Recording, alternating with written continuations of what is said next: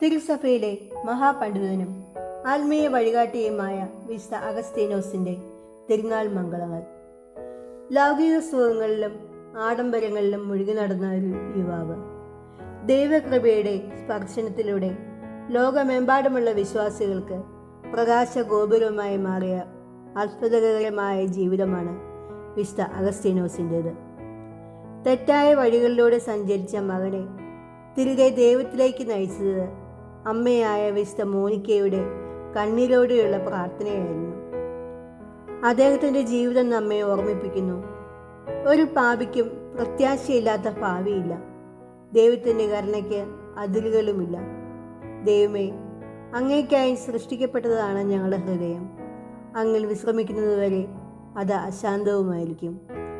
യഥാർത്ഥ സന്തോഷവും സമാധാനവും ലൗകികതയിലല്ല, ദൈവത്തിലാണ് എന്ന വിശുദ്ധ അഗസ്തീനോസിൻ്റെ ജീവിതം നമ്മെ പഠിപ്പിക്കുന്നു.